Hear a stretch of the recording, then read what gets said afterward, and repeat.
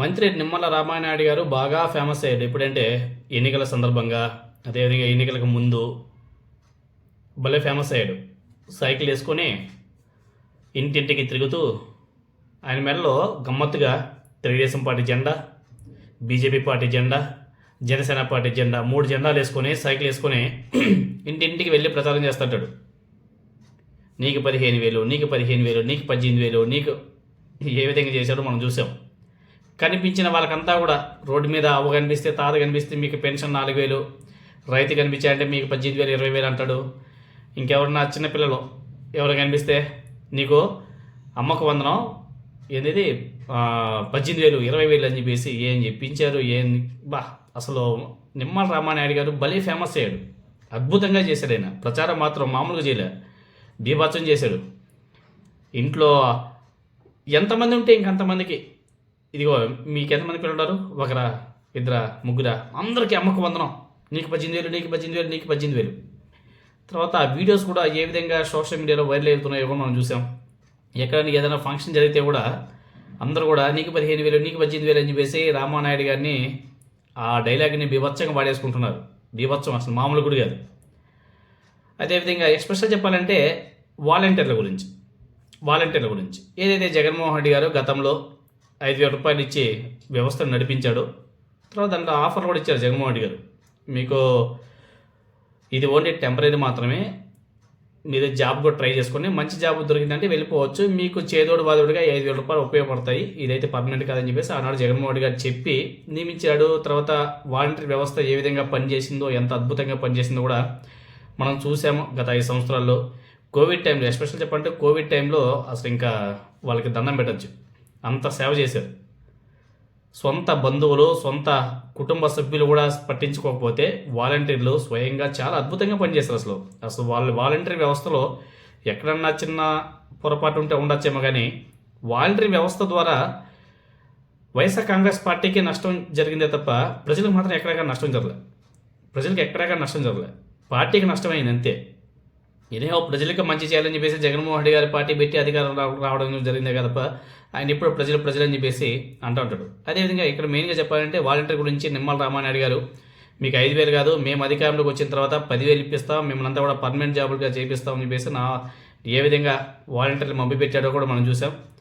అసలు బీభత్సం. ఇంకా ఒకసారి ఆయన మాట్లాడే వీడియో కూడా ఒకసారి మీరందరూ కూడా చూడండి. గతంలో ఆయన ఏ విధంగా ప్రచారం చేశారు, వాలంటీర్లకు సంబంధించి 5,000 కాదు 10,000 ఇస్తాం, 10,000 ఇచ్చిన తర్వాత మా ఇంటికి పూతరేకలు తీసుకోండి అని చెప్పేసి కూడా ప్రచారం చేశాడు. ఒకసారి ఆయన మాటలో మీరంతా కూడా వినండి. చెప్పారమ్మా, పవన్ కళ్యాణ్ గారు చెప్పారు, రేపు మన ప్రభుత్వం వస్తుంది, 170, 160 సీట్లు వస్తే వాలంటీర్ వ్యవస్థ కొనసాగిస్తాం, 10,000 రూపాయలు చేపిస్తాం.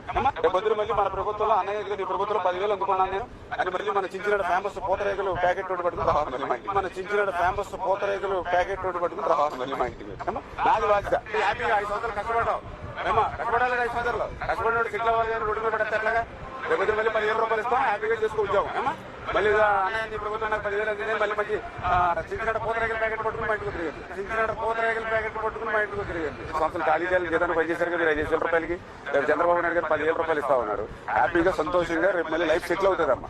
నేను చేత రేపు పొద్దున మేము వస్తాము, మీకు 10,000 రూపాయలు అందజేస్తాము. రేపు పొద్దున మళ్ళీ మీరు మా ఇంటికి వచ్చి అన్నయ్య మీ ప్రభుత్వంలో 10,000 అందుకున్నానని ఓ స్వీట్ ప్యాకెట్ కూడా కాదు. సింధినాడులో పూతరేకలు బాగుంటాయి కదా, బెల్ల పూతరేకలు, ఆ ప్యాకెట్ పట్టుకుని మళ్ళీ మా ఇంటికి కావాలి. మేము బంగారంలో చూసుకుంటాం. వెళ్ళిన ప్రతి చోట కూడా పూతరేకలు అని చెప్పేసి మాట్లాడుతుంటే నిమ్మల రామానాయుడు గారికి అధికారం చేపట్టిన తర్వాత వీళ్ళు వాలంటీర్ వ్యవస్థను పీకేసి వాళ్ళకి ఎటువంటి అవకాశం కల్పించకుండా 5,000 కాస్త అది కూడా లేకుండా పూసే మొత్తానికి వాలంటీర్ వ్యవస్థని కంప్లీట్గా నిర్మూలించేశారు. ఆ కోపానికి వాలంటీర్లు అందరూ కూడా కలిసి మంత్రి నిమ్మల రామానాయుడు గారికి నిన్న పూతరేకలు పంపించారంట.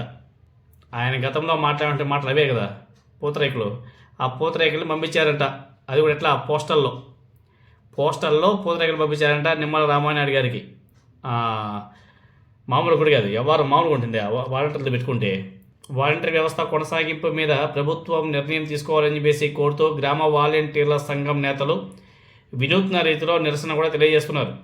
ఎన్నికల ప్రచారంలో ప్రస్తుతం జల వనరుల శాఖ మంత్రి నిమ్మల రామానాయుడు గారు కూటమి ప్రభుత్వం అధికారంలోకి వస్తే వాలంటీర్ వ్యవస్థ కొనసాగించడంతో పాటు గౌరవ వేతనం 10,000కు పెంచుతామని చెప్పేసి హామీ ఇచ్చారు అని చెప్పేసి ఒకసారి ఆయనకి గుర్తు చేశారంట.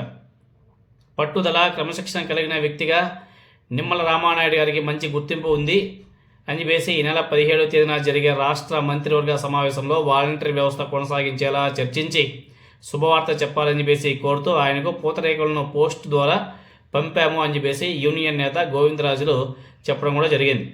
అదేవిధంగా బుడమేరు వరద సమయంలో రాత్రింబవళ్ళు కట్ట తెగకుండా కష్టపడ్డారని, తాజాగా తనకి ఆరోగ్యం బాగోలేకపోయినా అసెంబ్లీ సమావేశాలకు హాజరైన నిబద్ధత గల వ్యక్తి అని చెప్పేసి ఆయన కొనియాడుతూ, తాము కేబినెట్ సమావేశంలో మంత్రులను కలిసే అవకాశం లేకుండా ప్రభుత్వం అనేక అడ్డంకులు కూడా సృష్టించే అవకాశం ఉంది కాబట్టి ఇటువంటి నేపథ్యంలోనే మంత్రి నిమ్మల రామానాయుడు గారికి పూతరేకులను పోస్ట్ ద్వారా పంపుతున్నా రాష్ట్ర వ్యాప్తంగా ఉన్నటువంటి 2,60,000 మందికి వాలంటీర్లకు న్యాయం చేయాలని చెప్పేసి ఆయన డిమాండ్ చేయడం కూడా జరిగింది. దానికి సందర్భంగా పూతరేకులు కూడా పంపించారు నిమ్మల రామానాయుడు గారికి.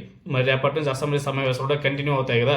మరి ఈ పూతరేకులకు సంబంధించి ఏమైనా సరే నిమ్మల రామానాయుడు గారు అసెంబ్లీలో ఏమైనా ప్రస్తావిస్తారేమో చూడాలి మరి.